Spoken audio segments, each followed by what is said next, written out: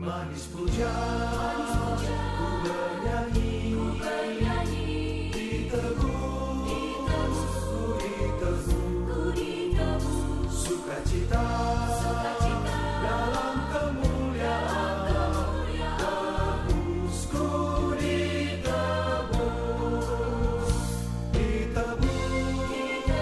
dalam kasih-Nya, glory, glory, Yesusku, Kristusku, hidupku, semua ku serahkan, tebus, ku ditebus,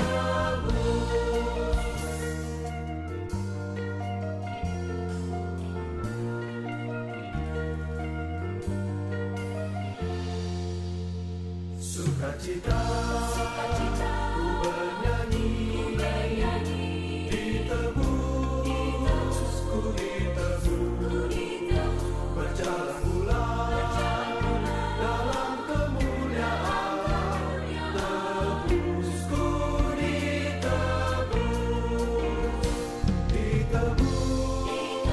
dalam kasih-Nya, glory, glory, Yesusku, Kristusku, hidupku, semua ku serahkan, tebus, ku ditebus.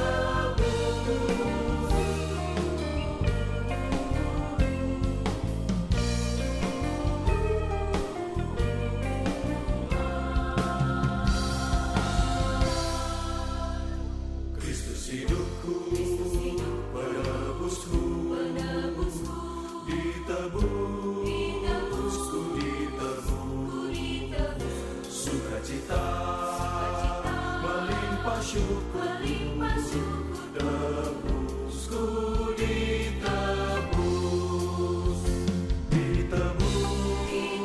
dengan kasih-Nya, glory, glory, Yesusku, Kristusku, hidupku, semua ku serahkan, tebus, ku ditebus, dengan kasih-Nya, Yesusku, Kristusku, hidupku, semua ku serahkan, ku ditebus,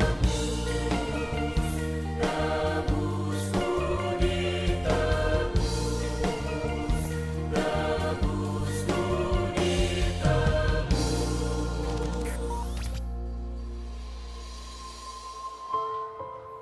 Nama saya Lia, saya seorang janda, punya anak 3. 5 tahun yang lalu saya kena kusta, jadi saya tidak bisa bekerja.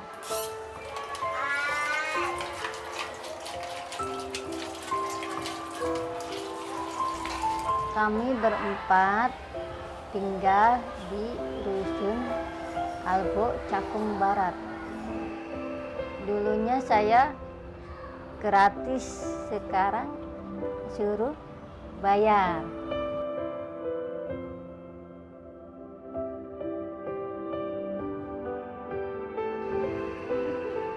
Anak saya yang ketiga namanya Graneta. Sejak lahir punya infeksi paru-paru sehingga pertumbuhannya kurang. Saat ini udah 6 tahun, masih sulit bicara. Anak saya yang lain, Firda dan Johan, mereka masih SD, ya virus corona, sekolah dari rumah. Anak saya kesulit belajar di rumah karena internet mahal.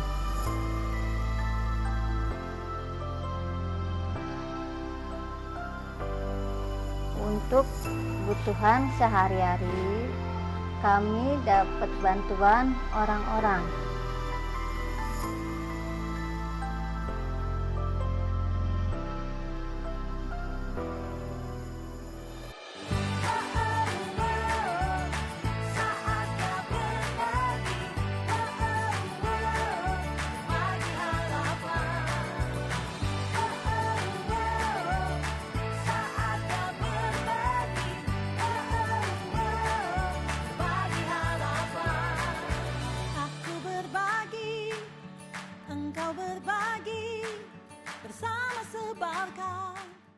Kami Yayasan Hope Indonesia bekerja sama dengan akuberbagi.com untuk berbagi harapan kepada sesama. Akuberbagi.com adalah platform berbagi kebaikan dalam bentuk donasi dengan manfaat lebih. Hanya dengan berkontribusi mulai dari Rp20.000, kita sudah berbagi kebaikan kepada sesama. Berikut adalah cara berdonasi kepada Yayasan Hope melalui akuberbagi.com. Kita bisa buka akuberbagi.com di browser kita. Setelah itu cari Yayasan Hope, kita bisa donasi sekarang, dan ada beberapa form yang harus kita isi. Nama lengkap, nomor KTP, donasi 70%, dan juga manfaat diberikan kepada siapa orang yang kita cintai. Terakhir, masukkan email dan nomor telepon Anda, lalu lanjut ke proses pembayaran. Lalu lanjut ke proses pembayaran. Ada beberapa opsi pembayaran, pilih salah satu.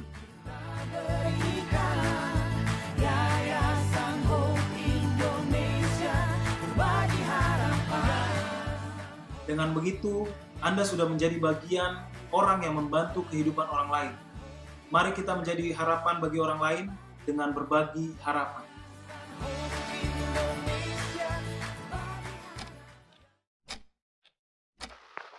Dulu pas SMA, pengen banget ya cepet-cepet kuliah. Bisa bebas, bisa atur diri sendiri. Sekarang pas kuliah, kok masalah jadi ada aja ya. Gue nggak tahu ini apa sebenarnya cuma di gue doang, apa orang lain juga ngerasa gini sih. Jujur gue clueless dan nggak yakin kalau gue bisa lepas dari masalah-masalah ini semua.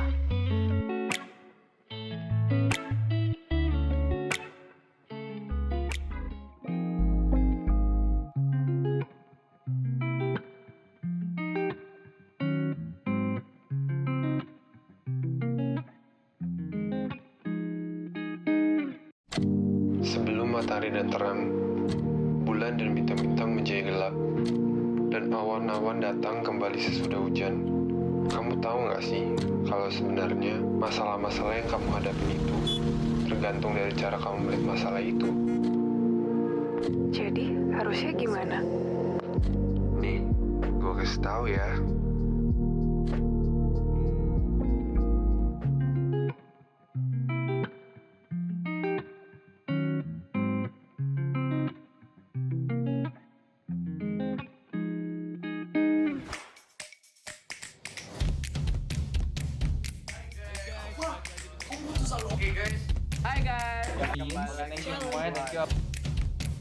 Halo bro. Gimana kabar bro? Bosen nih.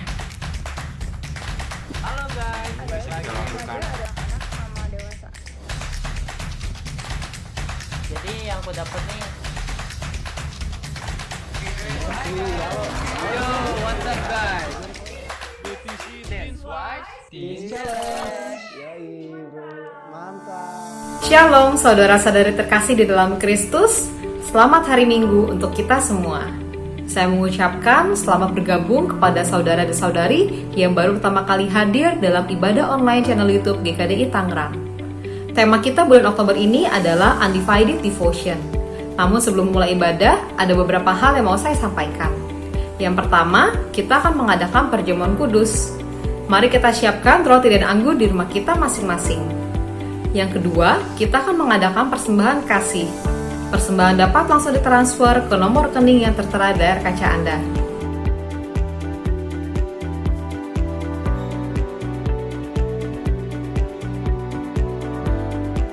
Mari kita ikuti ibadah dari awal hingga akhir dengan hati yang berfokus hanya kepada Tuhan. Akhir kata kami mengucapkan, selamat beribadah, Tuhan Yesus memberkati.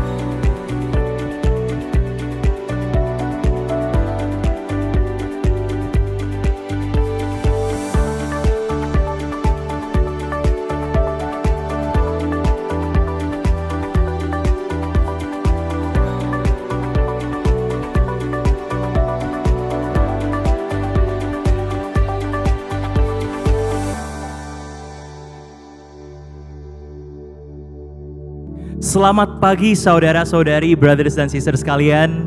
Kita sangat bersemangat pada pagi hari ini kita dapat kesempatan untuk bernyanyi dan memuliakan nama Tuhan. Sebelum kita mulai beribadah mendengarkan firman, mari kita menyatukan hati dan suara kita untuk bernyanyi. Namun sebelum itu saya ingin membacakan satu mazmur yang akan menyemangati dan mendorong kita untuk memuji dengan sepenuh hati untuk Tuhan. Saya akan bacakan dari Mazmur 86 ayat 1 sampai 13. Doa minta pertolongan. Doa Daud. Sendengkanlah telingamu ya Tuhan, jawablah aku. Sebab sengsara dan miskin aku. Peliharalah nyawaku, sebab aku orang yang kau kasihi. Selamatkanlah hambamu yang percaya kepadamu. Engkau adalah Allahku. Kasihanilah aku ya Tuhan. Sebab kepadamulah aku berseru sepanjang hari. Buatlah jiwa hambamu bersukacita. Sebab kepadamulah ya Tuhan, kuangkat jiwaku. Sebab Engkau ya Tuhan, baik dan suka mengampuni. Dan berlimpah kasih setia bagi semua orang yang berseru kepadamu. Pasanglah telinga kepada doaku ya Tuhan, dan perhatikanlah suara dan permohonanku. Pada hari kesesakanku aku berseru kepadamu, sebab Engkau menjawab aku. Tidak ada seperti Engkau di antara para Allah ya Tuhan, dan tidak ada seperti apa yang Kau buat. Segala bangsa yang Kau jadikan akan datang sujud menyembah di hadapan-Mu ya Tuhan, dan akan memuliakan nama-Mu. Sebab Engkau besar dan melakukan keajaiban-keajaiban. Engkau sendiri saja Allah. Tunjukkanlah kepadaku jalan-Mu ya Tuhan, sebab aku hidup menurut kebenaran-Mu. Bulatkanlah hatiku untuk takut akan nama-Mu. Aku hendak bersyukur kepadamu ya Tuhan, Allahku dengan segenap hatiku, dan memuliakan nama-Mu untuk selama-lamanya.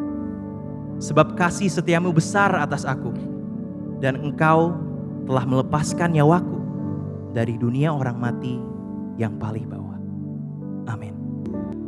Mazmur yang luar biasa saudara-saudari. Namun sebelum kita mulai bernyanyi, mari kita bersatu dalam doa. Selamat pagi ya Tuhan, terima kasih. Terima kasih atas berkat, pertolongan yang Kau sudah berikan buat setiap saudara-saudari. Kami bersyukur Tuhan di pagi hari ini Tuhan, Kau masih memberikan kita kesempatan untuk memuji nama Engkau Tuhan. Memperlihatkan rasa syukur kami dalam bentuk puji-pujian Bapa. Kita juga akan mendengarkan firman Bapa yang akan menguatkan kita kembali. Saya berdoa Tuhan, supaya dari awal ibadah sampai selesai, hati dan pikiran kita tertuju pada Engkau. Kami sangat bersyukur dan berterima kasih Bapa. Dalam satu nama Tuhan Yesus Kristus kami berdoa dan mengucap syukur. Amin. Saudara-saudari, mari kita bangkit berdiri untuk bernyanyi satu pujian bernama Heart of Worship.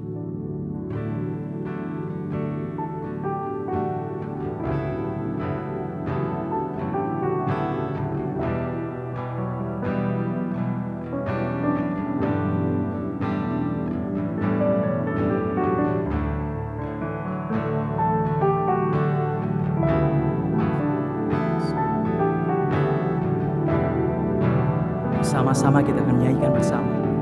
When the music fades.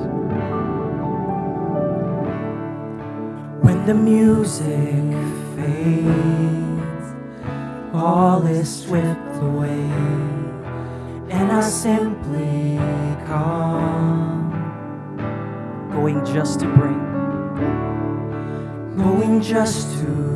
bring something that's of worth that will bless your heart. 'Cause I'll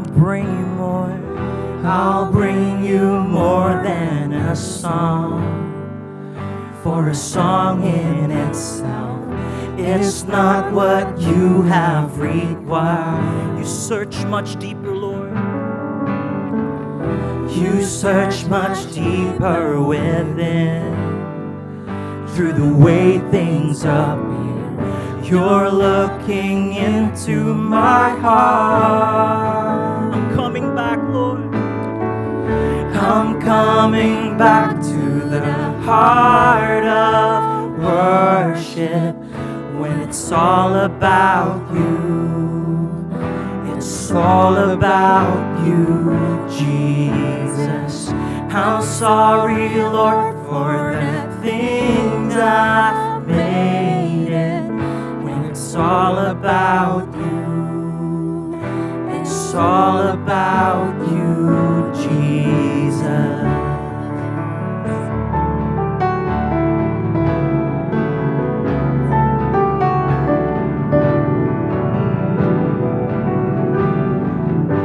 King of endless worth, we sing. King of endless worth, no one could express how much you deserve. Though I'm weak and poor, Lord, though I'm weak and poor, all I have is yours, every single breath. 'Cause I'll bring you more, I'll bring you more than a song, yes, for a song in itself. It's not what you have required, Lord. You search much deeper, you search much deeper within. Through the way things appear, you're looking into my heart. I'm coming back to the heart of worship. When it's all about you, it's all about you, Jesus. I'm sorry, Lord, for the things I've made it. When it's all about you, it's all about. Sing, I'm coming back. I'm coming back to the heart of worship. When it's all about you, it's all about you. 'Cause I'm sorry, Lord, I'm sorry, Lord, for the things I've made it. When it's all about you, it's all about you, Jesus. It's all about you, Jesus. It's all about you. Less of me, God, more of you, Lord. We lift some praise. It's all about you. It's all about you. It's all about you, Jesus. It's all about you. It's all about you. It's all about you, Jesus. It's all about you. It's all about you. It's all about you, Jesus. Sing it. It's all about you. It's all about you. It's all about you, Jesus. Sing it. It's all about you. It's only about you. It's all about you, Jesus. It's all about you. It's all about you. It's all about you, Jesus.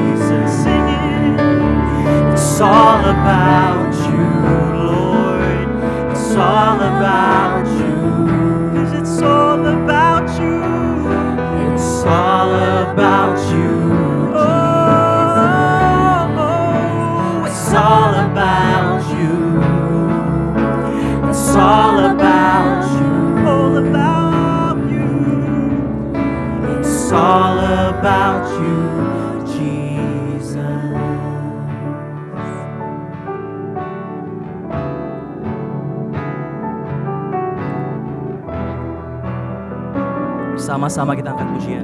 I'm coming back to the heart of worship. I'm coming back to the heart of worship. When it's all about you. It's all about you, Jesus. I'm sorry, Lord, for the things I've made it. When it's all about you, it's all about you. I'm coming back. I'm coming back to the heart of worship. When it's all about you, it's all about 'cause I'm sorry, Lord. I'm sorry, Lord, for the things I've made it. When it's all about you, oh, it's all about 'cause I'm coming back. I'm coming back to the heart of worship. It's all about you, it's all about you, Jesus. I'm sorry, Lord, for the things I've made it.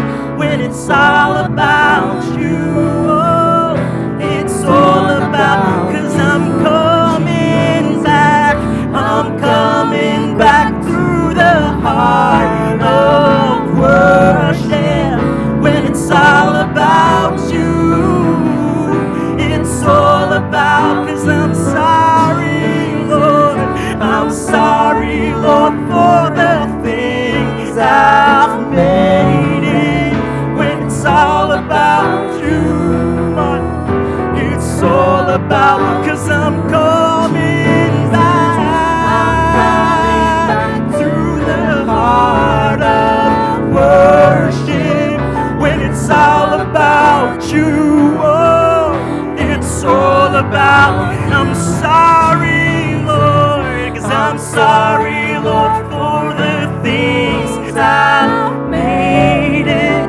When it's all about you, it's all about you, Jesus.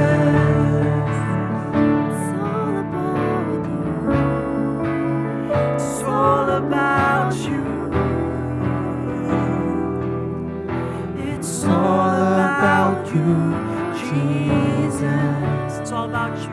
It's all about you. It's all about you. It's all about you, Jesus.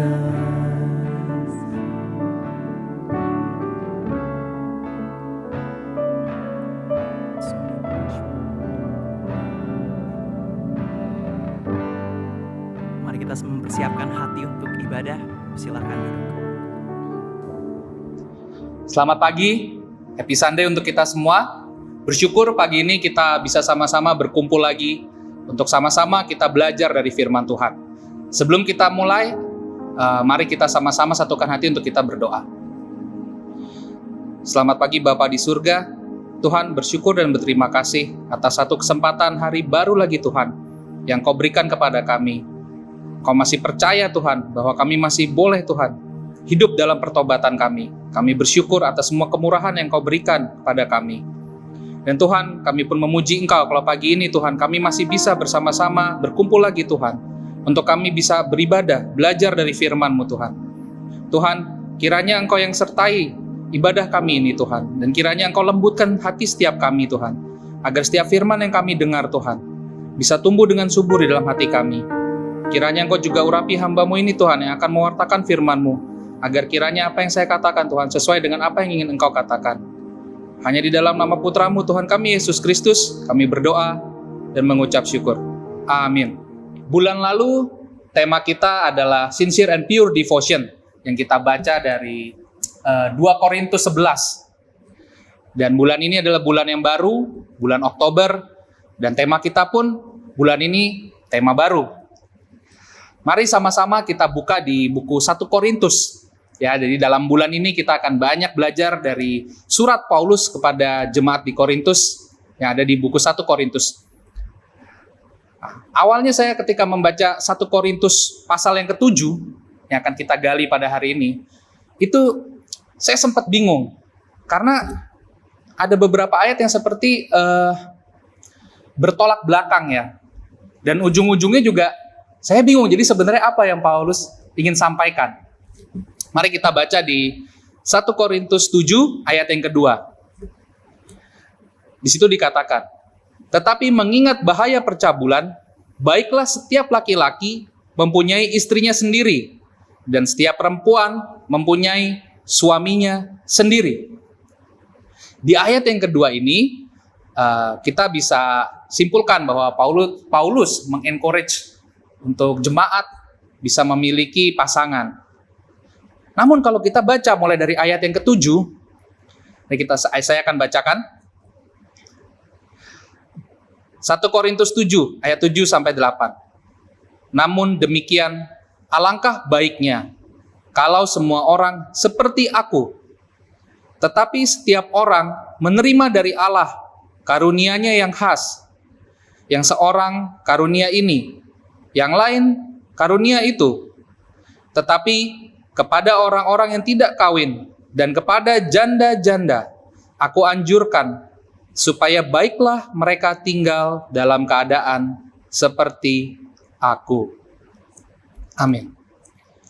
Nah, di ayat ini kita belajar bahwa Paulus justru mengencourage jemaat yang single untuk tetap single.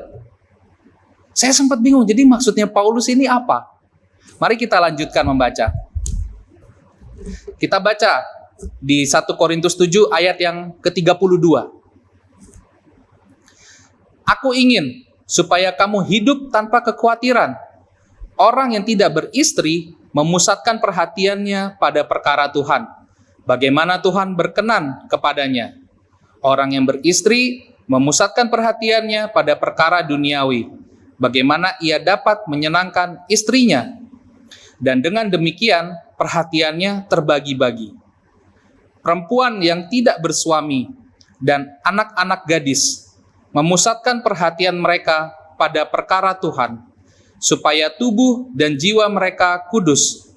Tetapi perempuan yang bersuami memusatkan perhatiannya pada perkara duniawi, bagaimana ia dapat menyenangkan suaminya.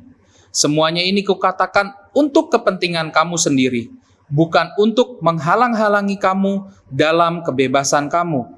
Tetapi sebaliknya, supaya kamu melakukan apa yang benar dan baik, dan melayani Tuhan tanpa gangguan.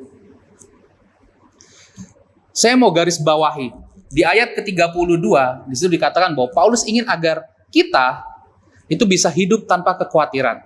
Dan di ayat yang ke-35 dikatakan bahwa di situ Paulus ingin agar kita bisa melayani Tuhan tanpa gangguan. Artinya, di dalam pasal yang ke-7 ini, Paulus bukan sekedar bercerita tentang apakah boleh menikah atau tidak boleh menikah, apakah lebih baik menikah atau single. Bukan hanya itu saja. Tapi poin yang mau Paulus tekankan adalah agar bagaimana kita sebagai murid-murid Yesus bisa melayani Tuhan tanpa ada gangguan. Nah, berangkat dari pengertian ini, mari sama-sama kita gali lebih dalam lagi. Pesan-pesan apa saja yang bisa kita belajar dari surat Paulus kepada jemaat di Korintus ini? Poin saya yang pertama adalah consider, atau mempertimbangkan. Mari kita baca di 1 Korintus 7 ayat yang ke-27 sampai ke-28. Adakah engkau terikat pada seorang perempuan? Janganlah engkau mengusahakan perceraian. Adakah engkau tidak terikat pada seorang perempuan? Janganlah engkau mencari seorang. Tetapi kalau engkau kawin, engkau tidak berdosa. Dan kalau seorang gadis kawin, ia tidak berbuat dosa. Tetapi orang-orang yang demikian akan ditimpa kesusahan badani. Dan aku mau menghindarkan kamu dari kesusahan itu. Amin. Dari dua ayat ini kita bisa belajar bahwa di sini Paulus ingin mengingatkan kita untuk mempertimbangkan segala keputusan yang kita ambil di dalam hidup kita. Kita ambil contoh di sini. Andai kata seorang single, ketika dia ingin memutuskan untuk bisa menikah, dia ingin menikah dengan orang lain, dia harus mempertimbangkan bahwa akan ada konsekuensinya. Karena ketika dia single, dia hanya urus dirinya sendiri. Tapi kalau dia menikah, ada orang lain yang juga harus mendapatkan perhatian dia, yang juga harus mendapatkan kasihnya. Seringkali kita sebagai seorang Kristen kurang mempertimbangkan hal-hal yang ingin kita ambil atau keputusan-keputusan yang kita ambil di dalam perjalanan murid kita. Kita kurang mempertimbangkan ketika kita mungkin ingin membeli sesuatu. Mungkin kita ingin membeli kendaraan baru. Atau mungkin kita ingin menyekolahkan anak kita di sekolahan yang terbaik. Kita kurang mempertimbangkan. Mungkin andai kata dari sisi finansial. Kita ingin berikan sekolahan yang terbaik untuk anak kita. Kita sekolahkan dia di satu sekolah yang sebetulnya secara finansial itu akan membebani kita. Yang ada kemungkinan di kemudian hari kita akan mengalami pergumulan finansial karena satu keputusan ini. Seringkali karena keinginan kita yang menggebu-gebu dan juga dengan berbagai cita-cita, berbagai imajinasi yang kita inginkan untuk masa depan yang baik untuk anak kita, kita melakukan pengorbanan yang kurang wise, kurang bijak. Di kemudian hari, ketika kemudian menjadi pergumulan finansial, itu tentunya bisa mempengaruhi kerohanian kita. Dan bisa kita katakan bahwa sebetulnya itu adalah pergumulan yang bisa dihindari, yang tidak perlu terjadi. Andai kata waktu di awal, waktu kita mau ambil satu keputusan, kita pertimbangkan betul-betul. Karena kita sebagai murid-murid Yesus, hidup kita sudah berbeda. Kita tidak sama lagi dengan orang-orang dunia. Orang-orang dunia mereka bisa punya impian yang banyak. Mereka bisa melakukan apa aja yang mereka mau. Karena mereka tidak punya tujuan yang sama dengan kita. Tujuan kita adalah Kristus. Tujuan mereka adalah kesenangan dunia. Ini adalah yang satu ke kanan, yang satu ke kiri. Saya jadi teringat dengan Yefta yang ada di Hakim-Hakim. Bagaimana ketika dia sedang semangat dengan Tuhan, ketika sedang kepenuhan roh Tuhan, justru ia bernazar untuk mempersembahkan korban bakaran manusia. Dan ternyata itu adalah anaknya sendiri pada akhirnya. Itu tidak sesuai dengan keinginan Tuhan. Kadangkala dalam kita mengambil keputusan, kita pikir itu adalah yang terbaik. Tapi kita harus selalu kembali cek kepada firman Tuhan. Kita harus selalu cek kepada hati kita. Kemana keputusan ini akan membawa kita? Apakah di balik keputusan ini akan ada konsekuensi atau pergumulan di masa mendatang yang bisa menjadi pergumulan untuk kita, yang bisa menjadi batu sandungan di dalam hidup murid kita. Jadi saya mau encourage untuk kita semua lebih berhati-hati di dalam kita mengambil keputusan, untuk mempertimbangkan setiap keputusan yang akan kita ambil. Poin saya yang berikutnya, confine atau membatasi. Kita baca dari ayat 29 sampai 31. Saudara-saudara, inilah yang kumaksudkan, yaitu waktu telah singkat. Karena itu, dalam waktu yang masih sisa ini, orang-orang yang beristri harus berlaku seolah-olah mereka tidak beristri. Dan orang-orang yang menangis seolah-olah tidak menangis. Dan orang-orang yang bergembira seolah-olah tidak bergembira. Dan orang-orang yang membeli seolah-olah tidak memiliki apa yang mereka beli. Pendeknya, orang-orang yang mempergunakan barang-barang duniawi seolah-olah sama sekali tidak mempergunakannya. Sebab dunia seperti yang kita kenal sekarang akan berlalu. Amin. Di dalam kehidupan kita menjadi murid Yesus, seringkali kita juga mungkin terlalu asik dengan kehidupan dunia kita, dengan kesibukan kita sehari-hari. Sehingga kita lupa bahwa kita tidak selamanya akan hidup di dunia ini. Bahwa ada batas, akan ada habisnya umur kita ini. Kita nggak akan hidup sampai 1000 abad mungkin. Tapi seringkali Karena kita tidak memikirkan bahwa waktu kita ini terbatas, kita hidup seolah-olah kita akan hidup selamanya. Hal-hal yang berhubungan dengan kerohanian sering kita tunda, nantilah gampang. Ketika kita ambil keputusan pun, kita juga seringkali ketika kita timbang konsekuensinya, masalah waktu ini juga tidak dipertimbangkan. Kita tidak berpikir bahwa bisa saja besok kita tidak bangun lagi dari tidur kita. Bisa saja hari ini adalah 3 hari terakhir sebelum kita dipanggil Tuhan.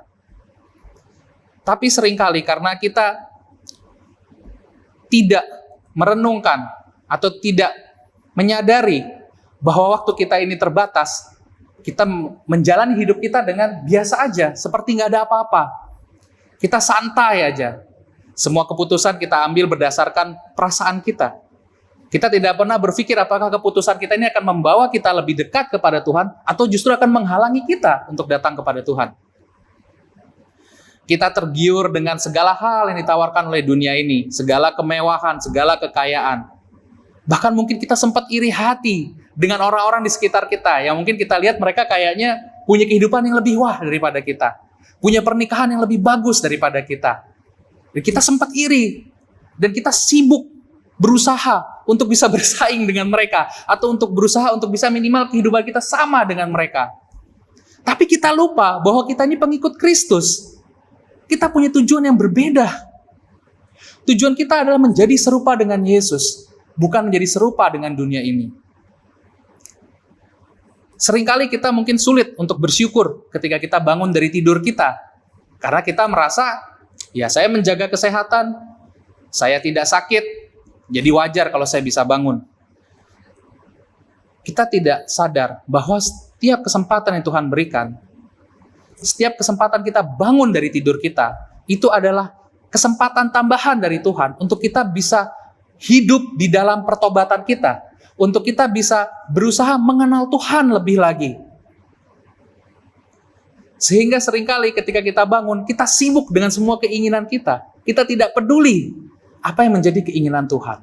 Juga ada begitu banyak orang di luar, mungkin kita juga sering dengar, bahkan di Alkitab ditulis, banyak orang yang mulai mempertanyakan, mana, kapan kiamat?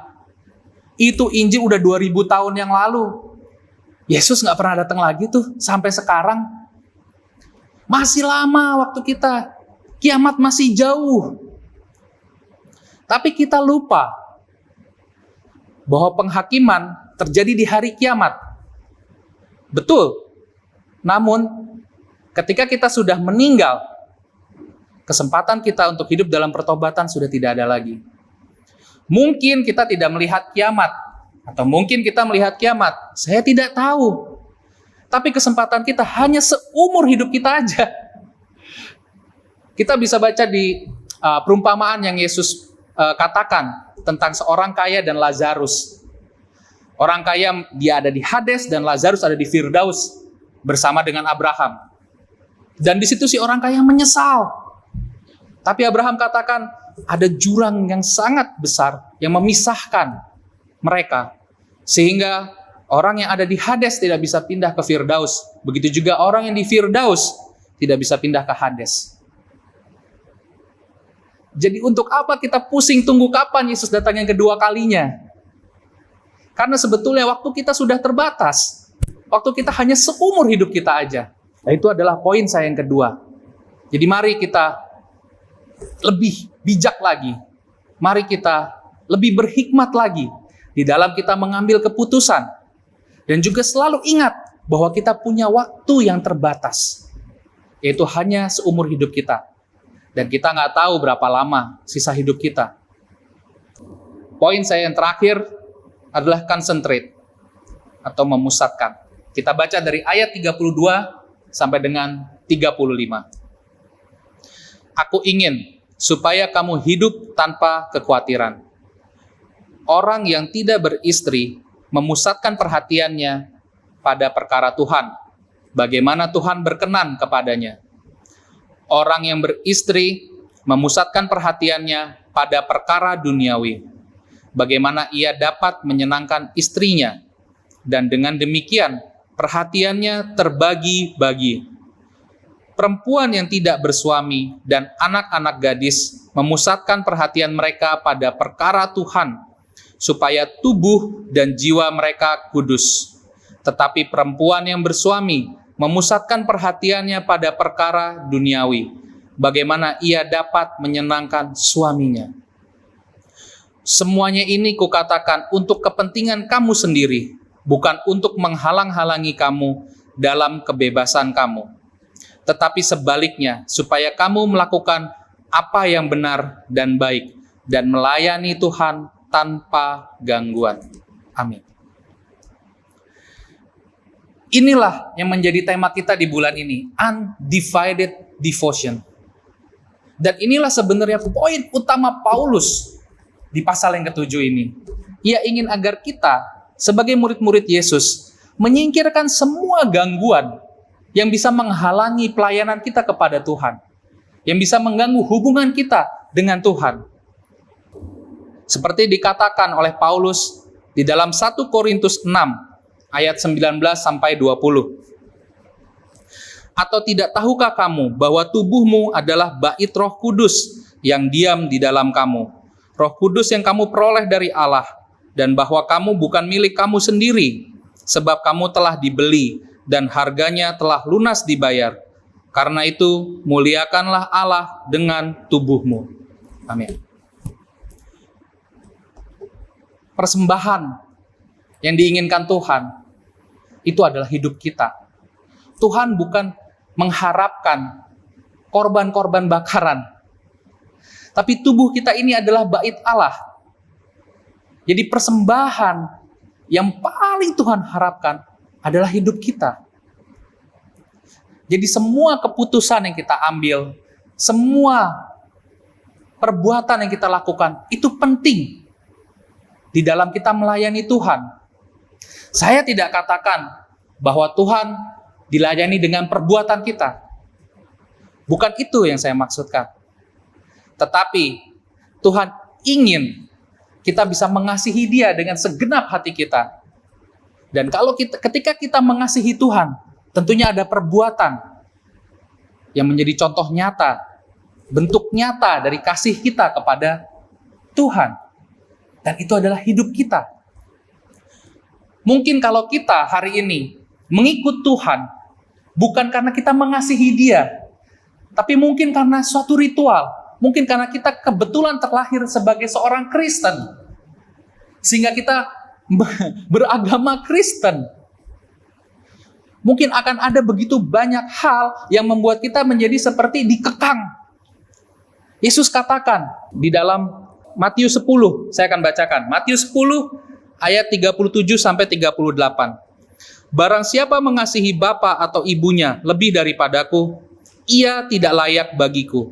Dan barang siapa mengasihi anaknya laki-laki atau perempuan lebih daripadaku, ia tidak layak bagiku.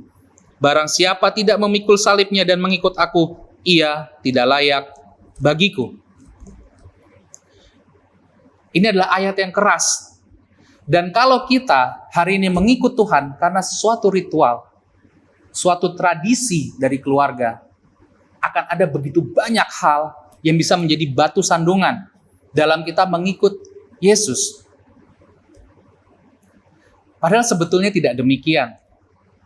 Apa yang Yesus katakan di dalam Matius 10 ini adalah hal yang wajar. Di dalam firman Tuhan kita bisa lihat bahwa Tuhan sering mengumpamakan hubungan antara Tuhan dengan jemaat itu seperti hubungan pernikahan antara suami dengan istri.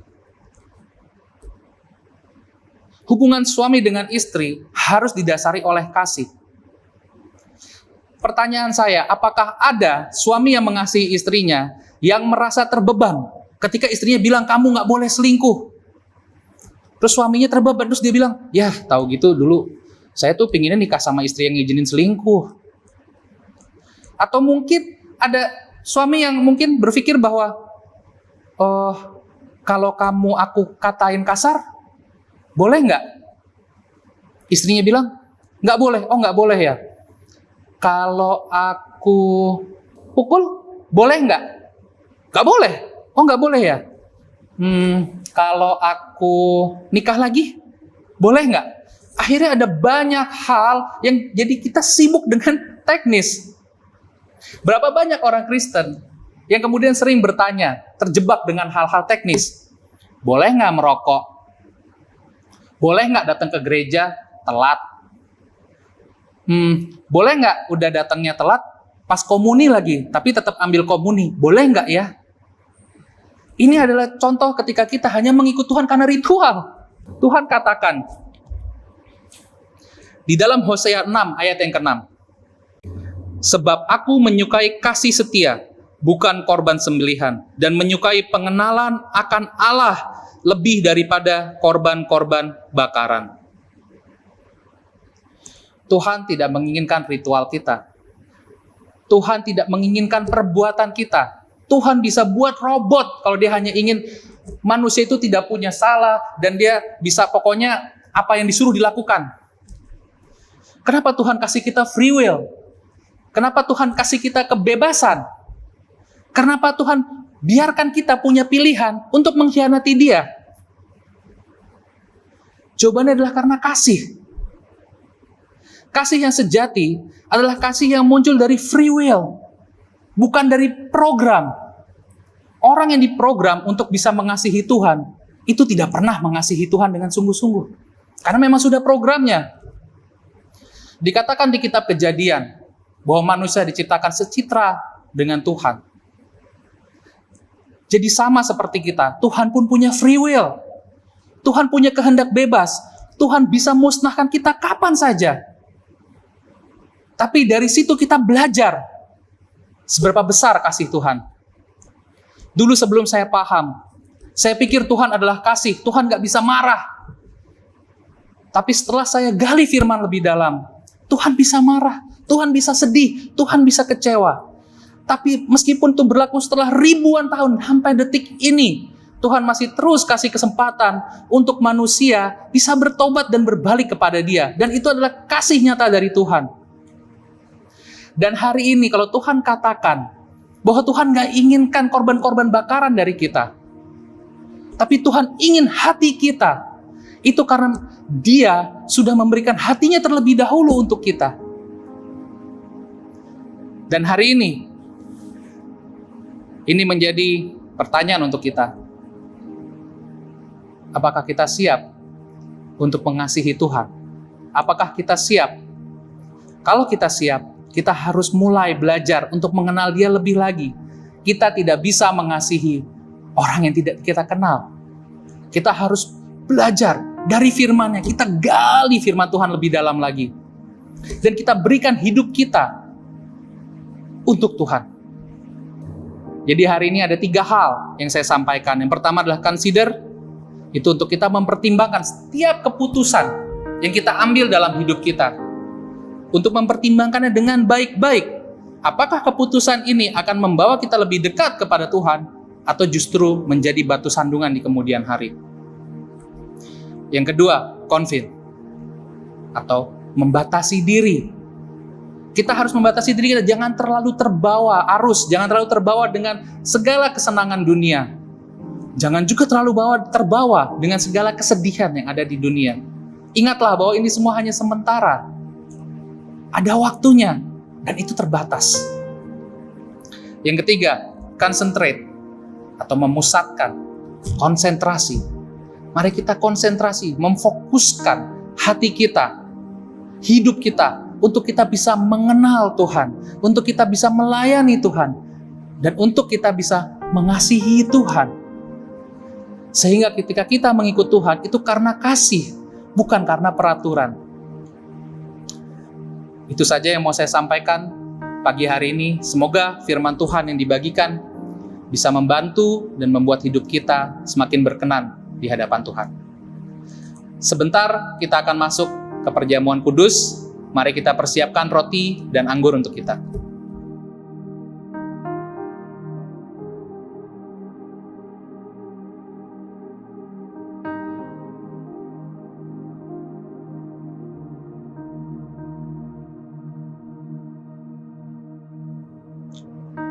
Saya akan bacakan untuk kita dari 1 Korintus 11 ayat yang ke-23.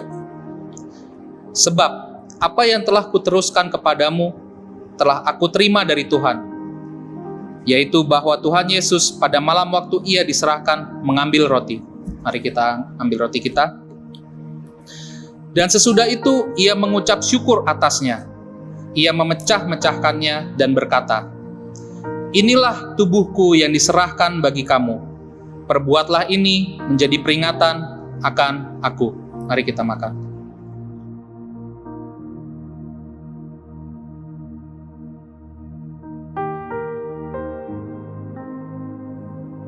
Mari kita angkat cawan kita.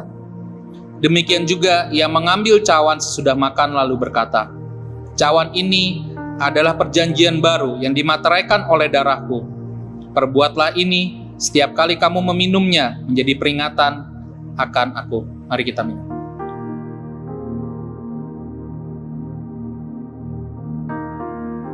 Sebab setiap kali kamu makan roti ini dan minum cawan ini, kamu memberitakan kematian Tuhan sampai ia datang. Jemaat, mari kita satukan hati, kita berdoa. Bapa di surga, bersyukur dan berterima kasih Tuhan atas firman-Mu di pagi hari ini Tuhan. Bersyukur Tuhan untuk kami bisa mengenal Engkau, untuk kami bisa mengetahui seberapa besarnya kasih-Mu Tuhan. Bahkan seringkali Tuhan, kasih yang Engkau berikan kepada kami, justru kami buat jadi sesuatu yang percuma Tuhan. Engkau berikan kami kehendak bebas untuk kami bisa memilih, mengasihi Engkau. Tetapi seringkali justru kami menyakiti Engkau karena kehendak bebas yang Engkau berikan Tuhan. Tapi terlepas dari semua yang sudah kami lakukan, terlepas dari semua yang sudah kami perbuat Tuhan, Engkau masih terus dan tetap mengasihi kami.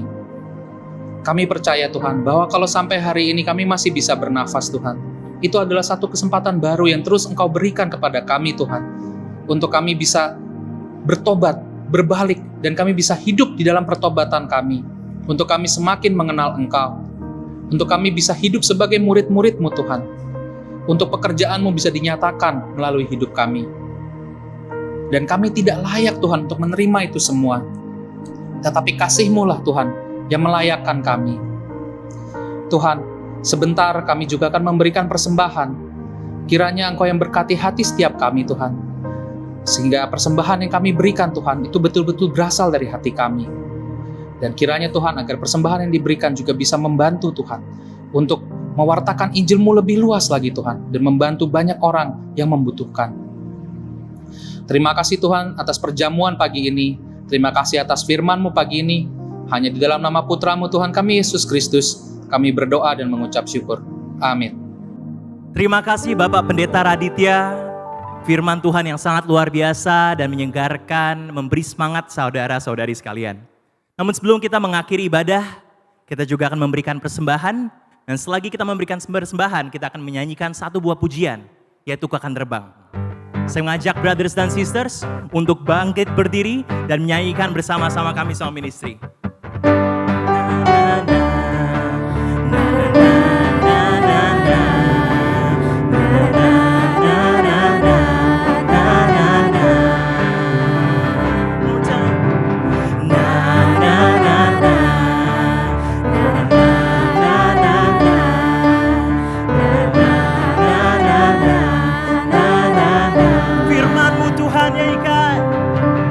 Firman-Mu Tuhan, pelita bagi kakiku, dan janji-Mu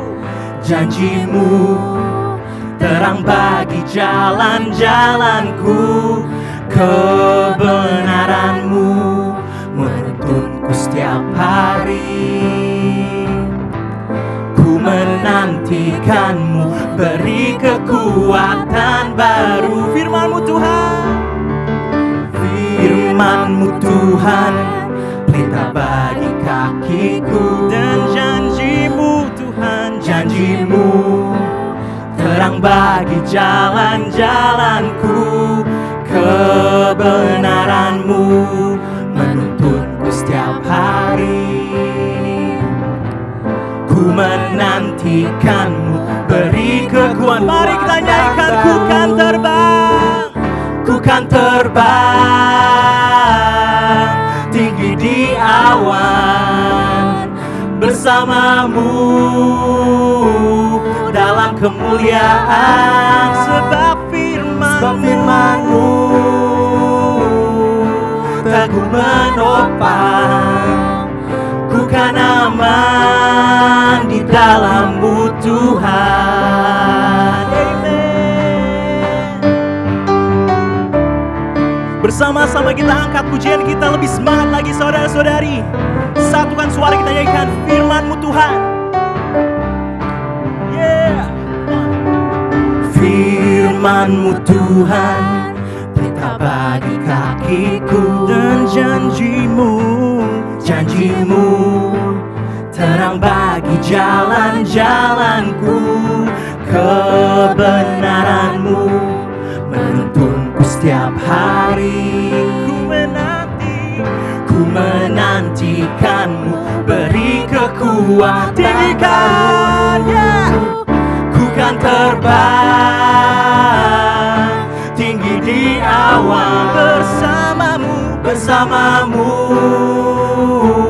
dalam kemuliaan. Sebab firman Tuhan, sebab firman-Mu teguh menopang, ku kan aman di dalam-Mu. Lebih semangat lagi, ku kan terbang tinggi di awan bersamamu dalam kemuliaan. Sebab firman-Mu teguh menopang, ku kan aman di dalam-Mu Tuhan. Ikan jalan-Mu di atas jalan-jalanku, rancangan-Mu melebihi rancanganku. Firman-Mu sungguh telah membebaskanku, berjalan lebih tinggi, berjalan bersamamu. Ku kan terbang tinggi di awan, nyanyikan jemaat, bersamamu dalam kemuliaan. Sebab firman-Mu teguh menopang, ku kan aman di dalam-Mu Tuhan. Ku kan terbang tinggi di awan bersamamu dalam kemuliaan. Sebab firman-Mu teguh menopang, ku kan aman di dalam-Mu. Bersama-sama ku kan terbang tinggi di awan bersamamu dalam kemuliaan. Sebab firman-Mu teguh menopang, ku kan aman. Masih semua cepat bersama-sama. Ku kan terbang tinggi di awan bersamamu dalam kemuliaan. Sebab firman-Mu teguh menopang, ku kan aman di dalam-Mu Tuhan. Ku kan aman di dalam-Mu Tuhan. Ku kan aman di dalam-Mu Tuhan.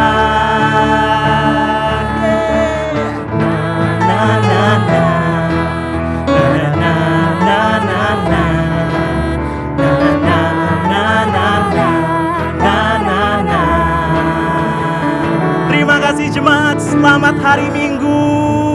Tuhan Yesus memberkati. Mari kita fellowship sebelum kita memulai aktivitas kita. Terima kasih, sampai jumpa minggu depan. What a fellowship, what